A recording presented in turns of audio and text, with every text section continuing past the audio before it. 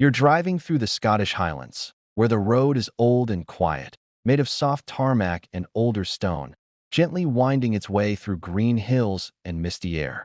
Rain has been falling all morning, not harsh, just the kind of rain that taps gently on your camper van roof, like a kind aunt baking quietly in the kitchen.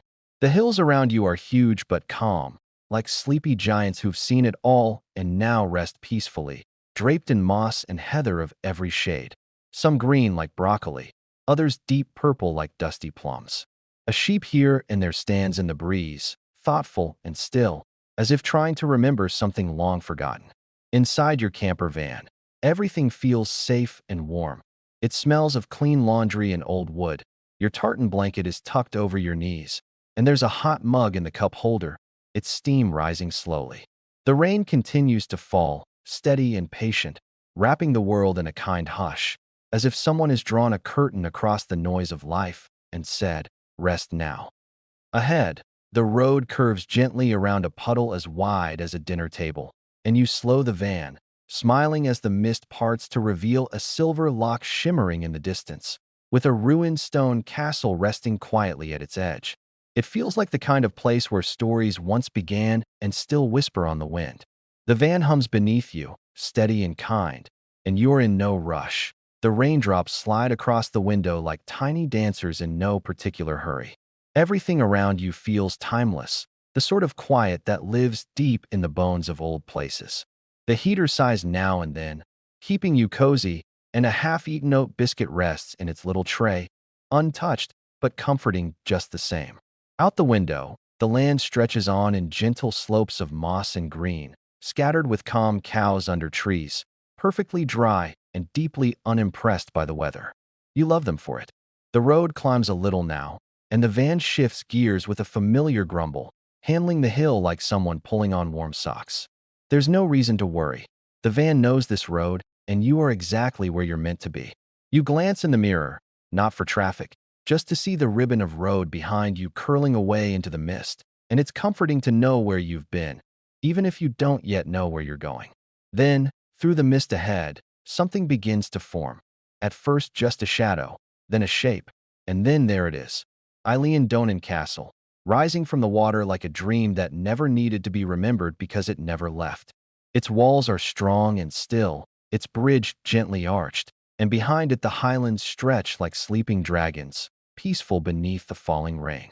You slow just a little, not stopping, just passing, letting your eyes rest on the castle's timeless form. A podcast begins softly through the speakers, the voice gentle and warm, telling you about the castle's long history, its stories, its stones, and the man called Tao who once said, "This place is not built of stone. It's built of waiting." You smile at the thought, not needing to understand, because it feels true in the way quiet things often do. The voice fades, the road carries on, and the rain continues its gentle tap against the glass. And you feel warm, safe, and wonderfully still.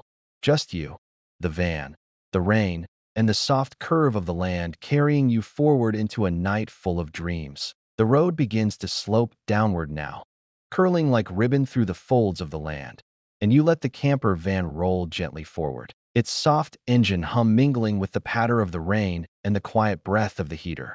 Outside, the light is turning just a little more golden, like warm tea in a glass, as the clouds begin to shift ever so slightly, revealing soft hints of evening behind their gray veil. You pass a tiny wooden sign half hidden by ferns, pointing toward a footpath that disappears into the trees, and for a moment you wonder who might have walked there, long ago or just this morning, and what quiet things they might have found. The trees now are taller, standing in little clusters along the loch's edge, their reflections wobbled gently by the falling rain, and every so often a bird lifts from the branches and coasts silently across the water like a piece of the sky remembering how to move. The castle is far behind you now, but it lingers in your thoughts, not as something lost, but as something gently folded away in your memory, like an old photograph placed carefully between pages. The podcast has ended, replaced by the soft ticking of the dashboard clock and the occasional rattle of a spoon in its cup. Time has slowed here, or maybe it never hurried to begin with. You round another curve and find a narrow bridge stretching over a sleepy stream. its water slipping beneath mossy stones in no great rush, as though it too is savoring the moment. Somewhere nearby, a fire might be crackling in a hearth, and someone might be reading by lamplight, and the thought warms you more than the heater ever could. The van sighs a little as it climbs again, and you look ahead to where the road disappears into mist and soft hills, and you feel no need to know what's waiting. You trust the road. You trust the rain. And in this moment, with the windows fogged just slightly, the world outside blurred into watercolor, and the gentle rhythm of travel rocking you in your seat, you close your eyes for just a second, breathing in the scent of damp earth, old stories, and the kind of peace that doesn't ask for attention. It simply is. And when you open your eyes again, the light has changed just a little more, slipping into that soft, golden gray that only seems to happen in the highlands when the rain begins to rest and the clouds grow tired of holding themselves together, and outside your window the hills are bathed in a kind of quiet that doesn't need silence to be heard. The road flattens for a while, coasting along beside another wide stretch of water, still and glassy, with ripples only where the breeze remembers to pass. On the far shore, you spot a small white cottage with smoke curling up from its chimney, the kind of place that looks as though it has always belonged there, not built so much as grown from the stones around it. The van hums a little tune of its own, something between a purr and a sigh, as if it's pleased with the road, with the day, with your company. You pass under a low arch of branches where the leaves hang heavy with rain, and the droplets tap gently on the roof like a lullaby played on tin. You wonder who else has taken this path, what quiet thoughts they carried with them, what small hopes, what old songs hummed under their breath. It all feels layered here, like time has left everything it touched, but never taken anything away. A deer stands in the distance, barely more than a shape in the mist, and for a moment it watches you as if it knows this part of the world better than you ever could, then turns and disappears between trees so silently you might have imagined it. But you didn't. You saw it, and the memory settles in your chest like a warm stone.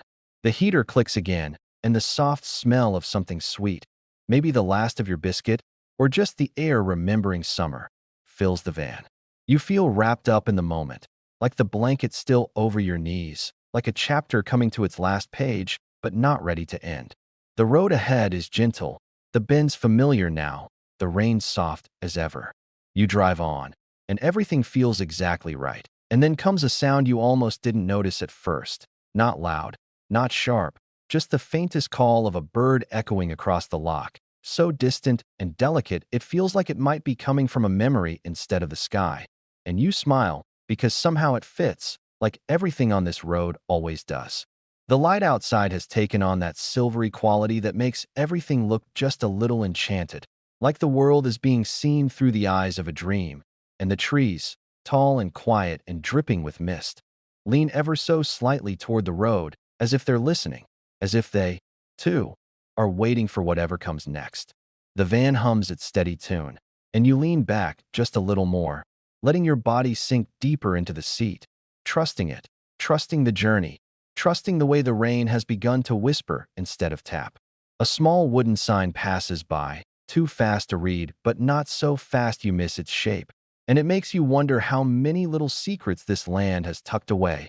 Unmapped paths, forgotten wells, old stories folded into hillsides like letters never opened. You pass a stone bridge now, worn smooth by time and water, and for a moment you imagine walking across it in another life, boots damp, scarf tucked tight, hand in hand with someone who sees the world the same way you do, quietly, kindly, deeply. The thought warms you like tea, and you breathe it in without needing to explain it to yourself. The road curls again, soft as a ribbon, and ahead the sky seems just a little brighter, not clear, not blue, but open in that highland way that promises nothing and gives everything. The rain lingers, of course it does, like an old friend who won't leave until you say you're all right. You don't say it. You're not ready yet. And so the van carries you on, slow and sure, past the trees, the moss, the memories, into more quiet, more story, more of this moment that doesn't ask for anything but your being here.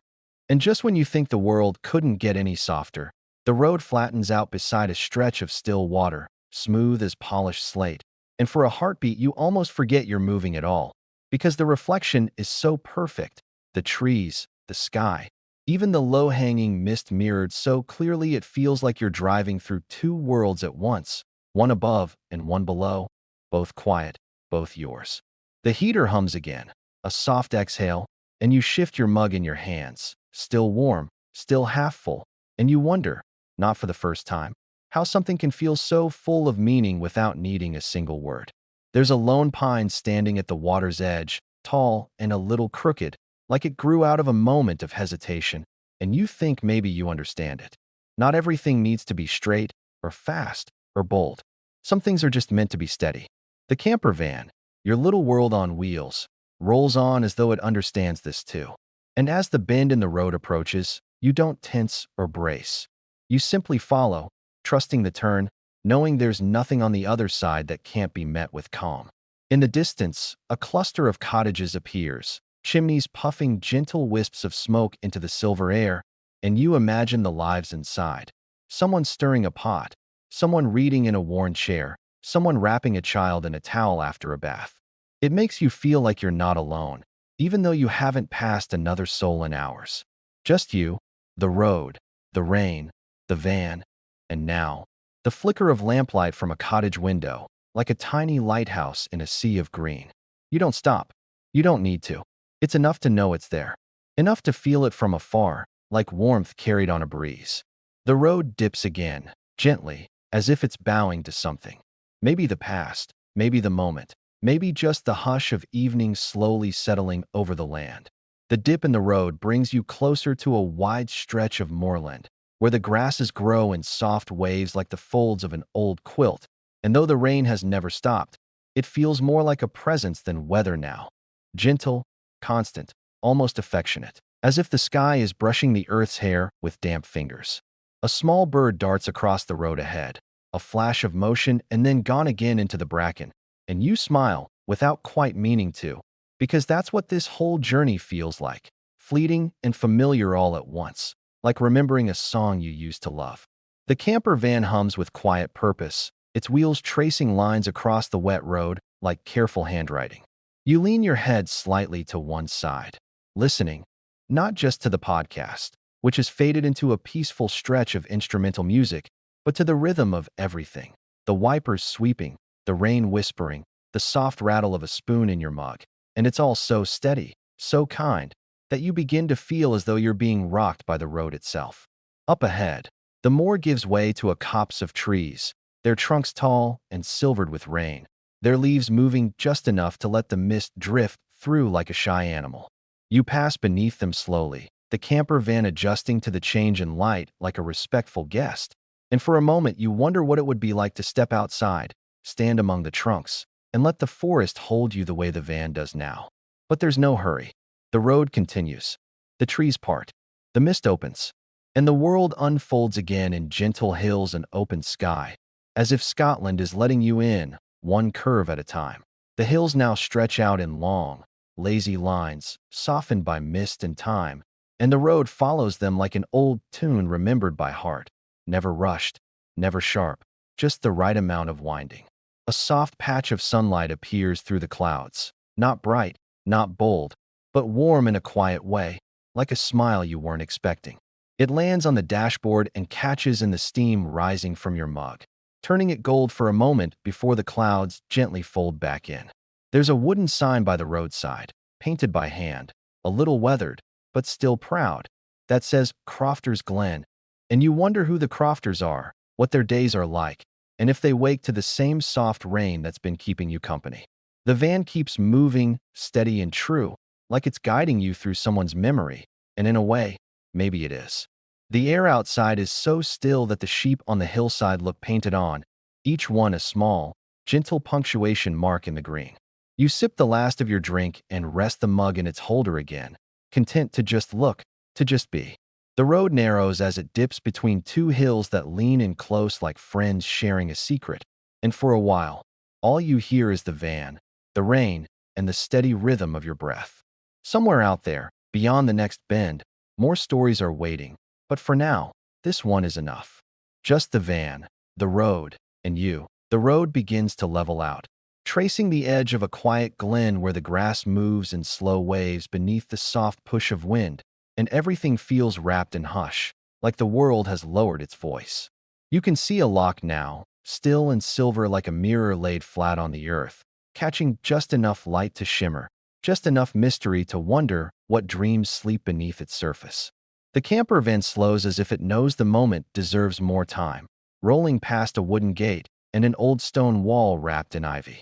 There's a cottage there, small, warm-looking, its chimney giving off the faintest curl of smoke, as though someone inside has just put on the kettle.